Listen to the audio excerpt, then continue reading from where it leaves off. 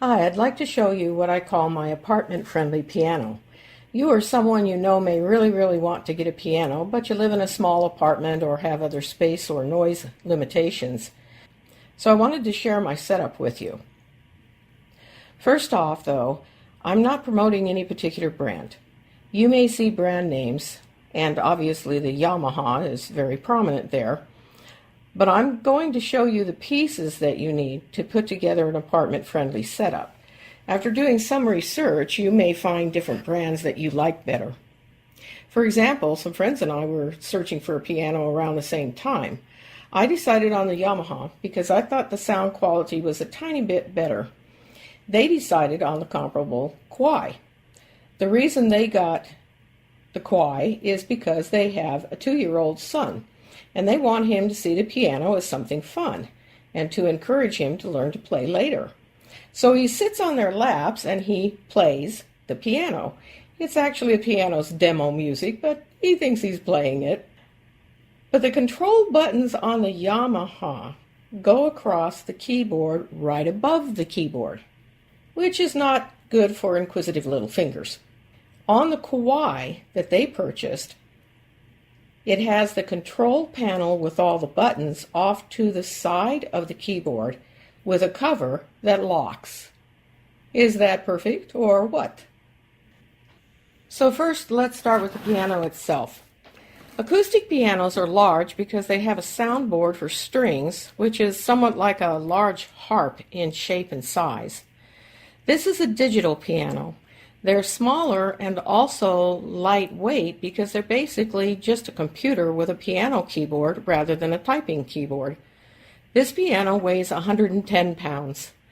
That's definitely less than the bookshelves in the background, and actually it's less than some people who come to visit me. Although it does contain a full piano keyboard, it's fairly small, as you can see. It's 53 inches left to right, 32 inches front to back, and 22 inches tall. My apartment is quite small. It's 1 bedroom, and I had to put the piano in the living room because it's the only place that I had space for it. Since it's a computer rather than a soundboard, a digital piano never needs to be tuned. Unlike the little digital keyboards, digital pianos most often now come with weighted keys, which means that the keys have some resistance to them, just like an acoustic piano does, and you can play the piano louder or softer depending on how light or heavy you hit the keys. My apartment has carpeting. That helps to prevent vibrations from the instrument from going down to the apartment below me right above the heads. If you don't have carpeting, you might want to put a rug underneath the piano to dampen any possible vibrations. Also underneath this piano, you'll see there's a board there. That was actually just a piece of shelving unit that my son and I purchased at a local hardware store. They cut it into 2 pieces for us because it was too long and too narrow. You can also see the metal strip in the middle with the bolts. My son put that together so that the 2 pieces of the board wouldn't separate under the weight of the piano. You can buy custom-made boards, but this was quite a bit less expensive. The board serves 2 functions. First, even with the carpeting, it helps to cut down on the vibrations even more. And second, it stabilizes the piano. When we put the piano on the carpet, it rocked back and forth a little. And as it started to settle into the carpet, the pedals hit the carpet and wouldn't go all the way down. Okay, so we've discussed the piano and the keyboard. So now, how do you keep it from the neighbors hearing it? Because if I turn it on here and I start playing, of course you're hearing that. Some of you probably already figured this out or already know about headphones. Underneath the piano, where I always forget where it is a switch that changes the piano from the sound being audible to the sound only coming from the headphones. So now you can't hear the notes that I'm playing. A lot of these digital pianos come with the headphones, and they're quite effective. My son was sitting in the living room just about 3 feet behind me while I was practicing, and he didn't hear a thing.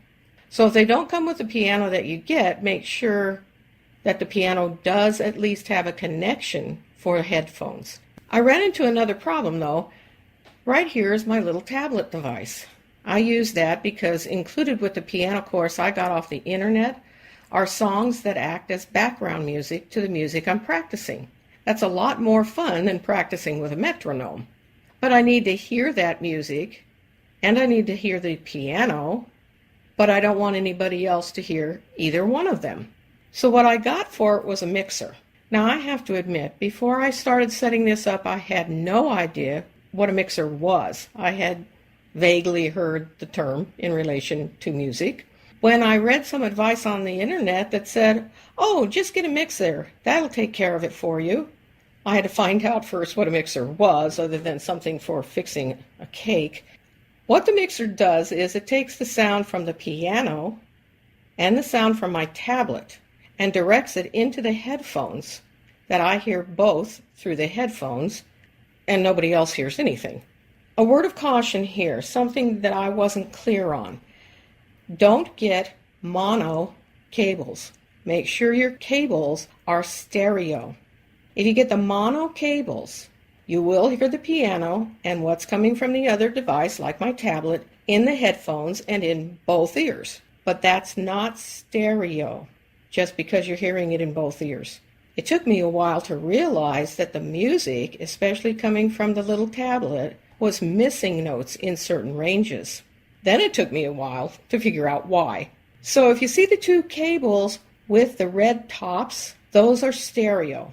Now, I live in a good-sized city, and I had a devil of a time finding these stereo cables. I had to finally go online to that place, that has just about everything imaginable, and you can get it delivered right to your door, and I found them there. Another plus for the mixer headphone combination for me was that I was more comfortable practicing and not being embarrassed by the idea that maybe the neighbors were hearing me tripping all over the keys. Make all the mistakes you want, and nobody knows. So, having done my show and tell, now let's talk about prices. These are all going to be 2017 prices, since that's when I put this all together. The piano itself included the bench and the headphones and the cabinet that the keyboard rests on. And the speakers, as I said, are up underneath the keyboard. And all of that was about $1,800. The board underneath it was another $100. The tablet, I just bought the little Kindle, and I think it was about $50.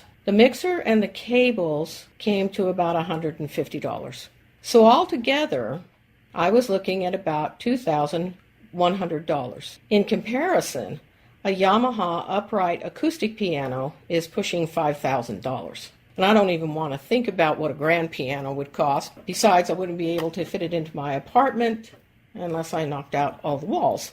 So if you're serious about wanting to learn to play the piano, or if you already know how to play and need a good piano in a small space, this is a good way to go. I hope you found this to be helpful. If you want to listen a little longer for about 2 more minutes, I have some short samples of some of the piano voices for you. Okay, so here we go with a demo of some of the voices. All of these digital pianos have what they call voices, which is different ways that the piano can sound, which is a nice advantage over an acoustic piano, which only plays the one sound that it has. So here's the demo for grand piano.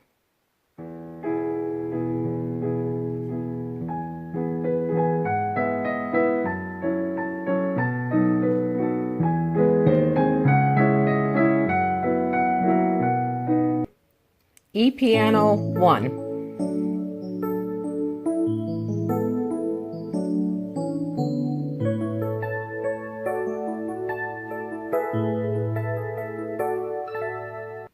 E piano 2. I think the E stands for electric.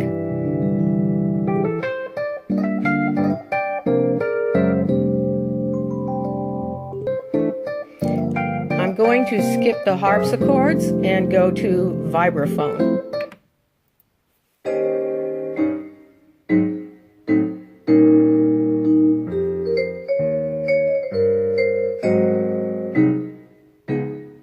Guitar.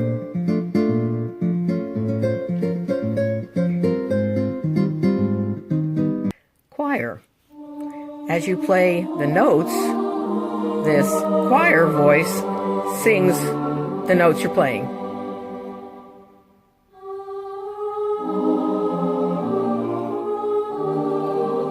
Strings 1,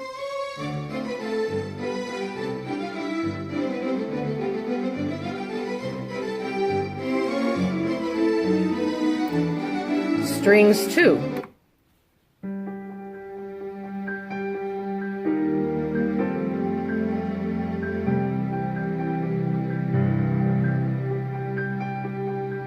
jazz organ,